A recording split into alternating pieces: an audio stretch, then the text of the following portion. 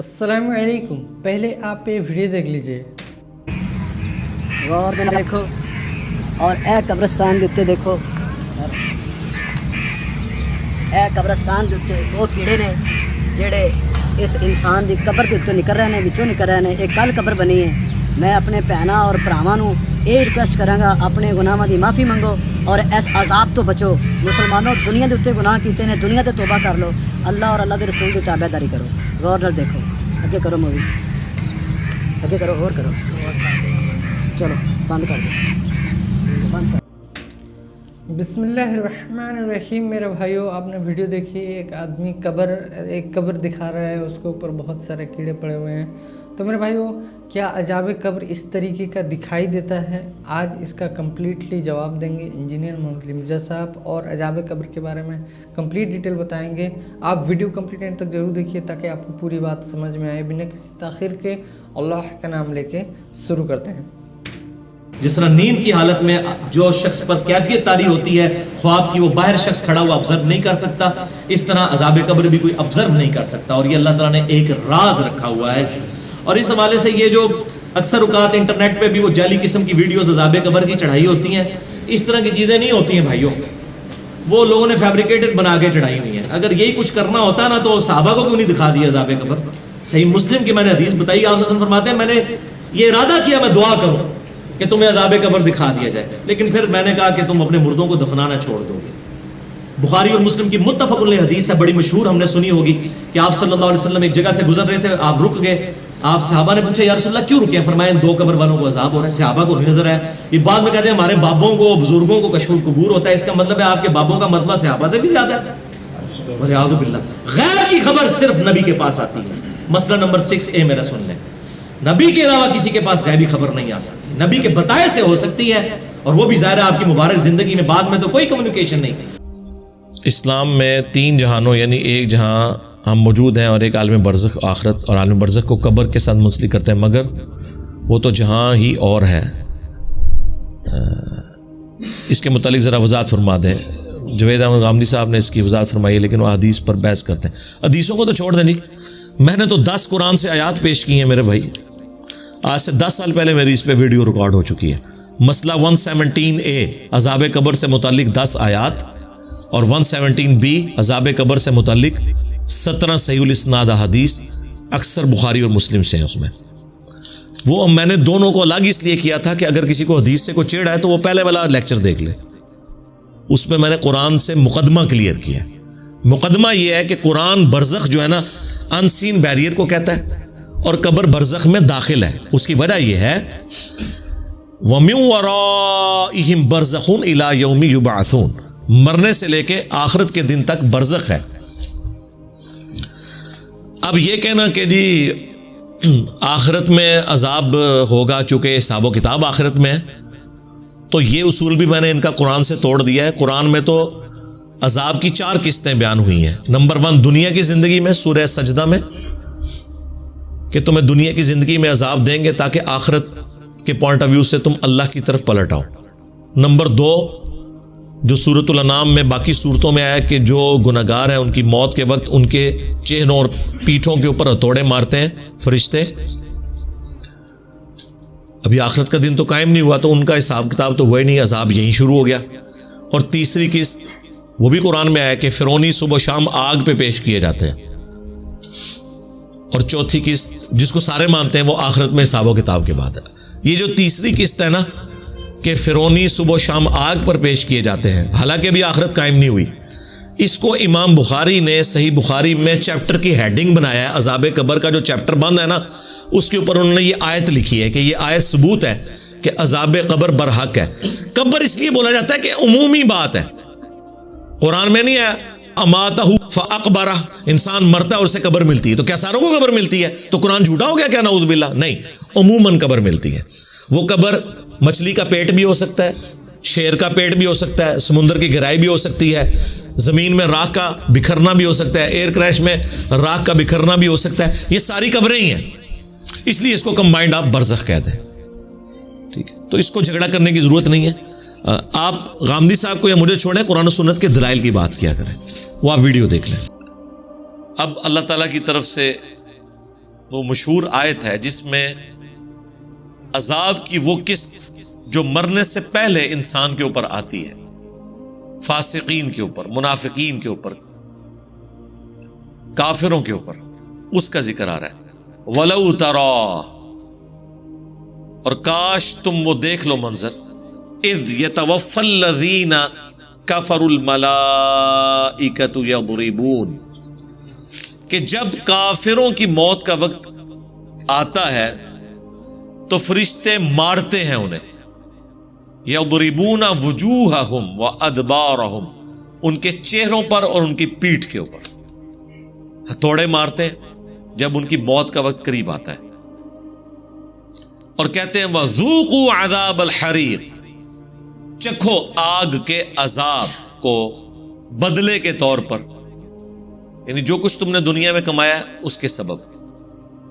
ذالک بما قدمت ایدیکم، یہ اس لیے ہے کہ جو کچھ تم نے آگے بھیجا تھا اپنے ہاتھوں سے، یعنی برے اعمال، نیک اعمال بھی اللہ کے پاس آگے جمع ہو رہے ہیں، برے اعمال بھی۔ وَأَنَّ اللَّهَ لَيْسَ بِظَلَّامٍ لِّلْعَبِيدِ، اور بے شک اللہ تعالیٰ تو اپنے بندوں پر ظلم کرنے والا نہیں ہے، یہ تمہارے کرتوت تھے جن کا انجام تمہیں مرنے کے بعد بھگتنا پڑا۔ اب یہ جو آیت ہے سورۃ الانفال کی آیت نمبر 50، کہ جب ان کی موت کا وقت جو کافر ہیں، فاسق ہیں، منافق ہیں، آتا ہے تو فرشتے ان کے چہروں اور پیٹھوں کے اوپر ہتھوڑے مارتے ہیں۔ یہ آیت اس بات کا ثبوت ہے کہ آخرت کے بڑے عذاب سے پہلے بھی کچھ عذاب کی شکلیں ہیں۔ جو لوگ عذاب قبر کے قائل نہیں ہیں وہ ڈاکٹرن یہ کھڑی کرتے ہیں کہ عذاب قبر کو ہم اس لیے نہیں مانتے کہ اللہ تعالیٰ کی صفت عدل ہے کہ جب تک اللہ تعالیٰ کسی پر مقدمہ چلا کر فیصلہ نہ کر لے اس وقت تک کسی کے لیے عذاب کا حکم کر نہیں سکتا۔ دنیا میں تو یہ قانون بالکل درست ہے، اس کی وجہ یہ ہے کہ دنیا میں جو جج ہے اس سے غلطی ہونے کے چانسز ہیں، لیکن اللہ سے تو کوئی غلطی نہیں ہو سکتی۔ دنیا میں جج کو فیصلہ کرنے کے لیے شواہد کی ضرورت ہے، اللہ تعالیٰ کو کسی دلیل کی ضرورت نہیں ہے، اس کے سامنے ہر چیز ہے، لہذا اللہ کے اوپر یہ رول نہیں لگتا کہ وہ پابند ہے کہ آخرت کے عذاب سے پہلے عذاب دے ہی نہ سکے۔ یہ بالکل غلط بات ہے، اللاجیکل ہے۔ یہ لاجک کھڑی کر کے وہ کہتے ہیں عذاب قبر کیسے ہوگا، ابھی تو آخرت کا حساب ہوا ہی نہیں، اس کے بعد فیصلہ ہوگا کسی کے جنت اور جہنم کا۔ ہم کہتے ہیں میرے بھائی اس کو تو چھوڑ دو، ہماری پیدائش سے پہلے اللہ کے علم میں جنت اور جہنم کا فیصلہ ہوا ہے، اللہ کے علم میں تو ہر چیز ہے۔ تو اللہ کی طرف سے عذاب کی 4 قسطیں ہیں، ان میں سے 3 جو قسطیں ہیں ان کا ذکر قرآن میں موجود ہے۔ ایک تو آخرت کی قسط ہوگی جس کو سارے مانتے ہیں، ایک دنیا میں ہے جو سورہ السجدہ میں آیا کہ ہم دنیا کی زندگی میں بھی انہیں عذاب دیں گے تاکہ یہ ہماری طرف پلٹ آئے، یعنی دنیا میں جو تکلیفیں آتی ہیں اللہ تعالیٰ کی طرف سے وہ اس لیے ہیں کہ انسان اللہ کی طرف لوٹے، کیونکہ سب کچھ ہیپی ہیپی چل رہا ہو نا پھر انسان کو اللہ کی یاد بھی نہیں آتی۔ آپ نے دیکھا ہے جب مشکل اور پریشانی آتی ہے نا اس وقت جو اندر سے اللہ کے لیے جذبات ہوتے ہیں نا رجوع لانے کے، دعا کرنے کے، وہ نارمل سرکمسٹانسز میں نہیں ہوتے۔ تو پہلی قسط تو پھر یہ ہوگی، وہ بھی سورہ سجدہ میں آئی کہ دنیا کی زندگی میں عذاب دیں گے۔ تو قرآن سے جو لوگ ڈاکٹرن کھڑی کرتے تھے قرآن نے ان کی ڈاکٹرن توڑ دی۔ دوسری قسط موت کے وقت، وہ یہ آیت سورۃ الانفال کی آیت نمبر 50 کہ ابھی ان کی موت نہیں آئی ہے اور ان کے منہ اور پشتوں پہ فرشتے مارتے ہیں اور کہتے ہیں آؤ عذاب کی طرف، اور ساتھ ہی دیکھ لیں عذاب کا بھی وہ کہہ رہے ہیں۔ اب مرنے کے بعد کس عذاب میں وہ داخل ہو رہے ہیں؟ عذاب برزخ، انڈائریکٹلی عذاب قبر کا ہی ذکر ہے، آپ اسے برزخ کہہ لیں، آپ اسے قبر کہہ لیں، اور پھر اس چکروں میں پڑ جاتے ہیں وہ جی جو بندہ سمندر میں ڈوب گیا اس کی قبر کی طرح ہے، اور جو شیر کے پیٹ میں چلا گیا اس کی قبر کی طرح۔ اور بھائی قبر تو ایک استارے کے طور پر ہے، چونکہ عموماً لوگوں کو قبر میں دفن کیا جاتا ہے اس لیے اللہ تعالیٰ قبر کا ذکر کر رہا ہے۔ وہ تو اللہ تعالیٰ قرآن میں جنرل بھی ذکر کرتا ہے کہ مرنے کے بعد قبر ملتی ہے انسان کو، پارہ نمبر 30 میں. تو کیا ساروں کو ملتی ہے؟ تو کیا قرآن جھوٹا ہو گیا؟ نہیں، عموماً قبروں میں دفنائے جاتے ہیں.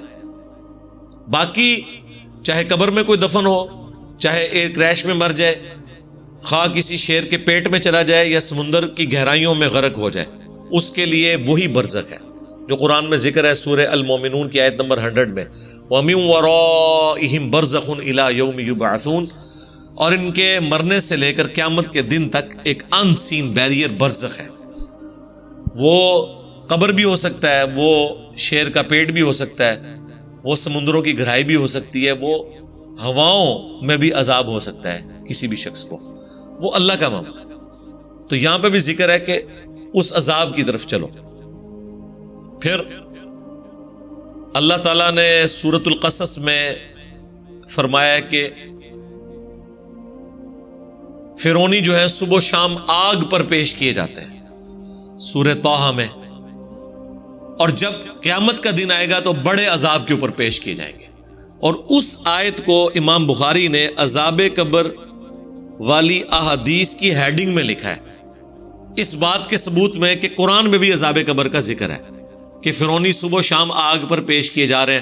تو ابھی تو قیامت قائم نہیں ہوئی ہے، تو فرعونی کس عذاب میں پیش ہو رہے ہیں؟ فیصلہ تو ان کا ہوا ہی نہیں ہے. سر فیصلہ ہو چکا. اللہ تعالیٰ جس وقت چاہے وہ فیصلہ فرما سکتا ہے. اللہ کو تو پتہ ہے اس کے ساتھ کیا الٹیمیٹلی انجام ہونا ہے، یہ جنت میں جائے گا یا جہنم میں جائے گا. کدأب آل فرعون، جیسا کہ فرعونیوں کے ساتھ. اب دیکھیں بائی چانس ہی ذکر بھی آ گیا وہ آل فرعون کا. اللہ تعالیٰ فرما رہا ہے کہ فرعونیوں کے ساتھ بھی یہی کچھ ہوا تھا، انہوں نے بھی وقت کے پیغمبر کا انکار کیا، ان کے اوپر بھی عذاب آیا تھا.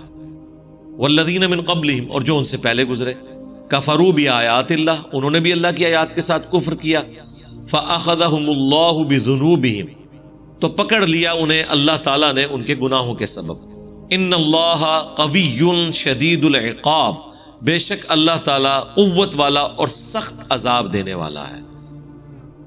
اللہم انا نعوذ بک من عذاب جہنم ومن عذاب القبر ومن فتنة المحیا والممات ومن شر فتنة المسیح الدجال. آمین. ذالک بأن اللہ لم یک مغیرا نعمتا انعمها علی قوم، یہ اس لیے ہے کہ اللہ تعالیٰ کبھی بھی کسی قوم پر کی ہوئی نعمت نہیں بدلتا، وہ نعمت نہیں چھینتا ان سے. حتی یغیروا ما بانفسہم، یہاں تک کہ وہ خود ایسی حرکتیں کریں کہ اللہ تعالیٰ ان سے ان کی نعمت چھین دے، ان کی نعمت بدل دے. وَأَنَّ اللَّهَ سَمِيعٌ عَلِيمٌ، اور بے شک اللہ تعالیٰ سننے والا، علم والا. یعنی اللہ تعالیٰ کسی قوم کی حالت اس وقت تک نہیں بدلتا جب تک کہ وہ اپنی حالت خود نہ بدل لے.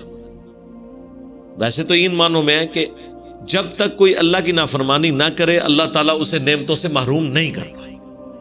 لیکن اس کا وائس ورثہ بھی درست ہے کہ جب تک کوئی شخص اپنے کرتوت ٹھیک نہ کر لے اللہ تعالیٰ بھی اس کے اوپر انعام و اکرام نہیں فرماتا. یہ دونوں معنی بیک وقت درست ہیں. لیکن یہاں پہ اس کانٹیکسٹ میں بات چل رہی ہے کہ فرعونیوں پر عذاب آیا یا کفار مکہ پہ عذاب آیا غزوہ بدر کی شکل میں، تو بس سبب اس کے کہ 13 سالہ مکی دور میں انہیں ڈیل دی گئی، لیکن انہوں نے اپنی حالت نہیں بدلی، الٹا وہ ہٹ درمی پہ قائم رہے یہاں تک کہ اللہ تعالیٰ کا عذاب ان کے اوپر واجب ہو گیا. تو اللہ تعالیٰ نے اپنے بندوں پر ظلم نہیں کیا. کدأب آل فرعون، بالکل یہی طرز عمل فرعونیوں کا بھی تھا. والذین من قبلہم، اور جو ان سے پہلے گزرے ان کا بھی یہی طرز عمل تھا، اور ان کے ساتھ بھی یہی طرز عمل ہوا اللہ کی طرف سے. کذبوا بآیات ربہم، کہ انہوں نے اپنے رب کی آیات کا انکار کیا، جھٹلایا. اس کو جھٹلانا ہے اناد اختیار کر لینا. مان کر بھی جھٹلایا جا سکتا ہے اور نہ مان کے بھی جھٹلایا جا سکتا ہے. مان کر جھٹلانے والے مسلمان ہیں، مان تو رہے ہیں لیکن زندگی اپنی مرضی کی گزار رہے ہیں، اور نہ مان کر جھٹلانے والے کفار ہیں. فَأَهْلَكْنَاهُمْ بِذُنُوبِهِمْ، تو ہم نے انہیں ہلاک کر دیا ان کے گناہوں کے سبب. وَأَغْرَقْنَا آلَ فِرْعَوْنَ، اور غرق کر دیا آل فرعون کو. वकुल्लुन कानू ज़ालिमीन, वो तमाम के तमाम जुल्म करने वाले थे। तो मेरे भाइयों उम्मीद है कि आपको ये वीडियो पसंद आई होगी और बात समझ में आई होगी। अगर वीडियो पसंद आई है तो लाइक और शेयर जरूर कीजिए और हमें सपोर्ट करने के लिए सब्सक्राइब जरूर कीजिए। मिलते हैं नेक्स्ट वीडियो में इंशाअल्लाह। अस्सलाम वालेकुम व रहमतुल्लाहि व बरकातुहू।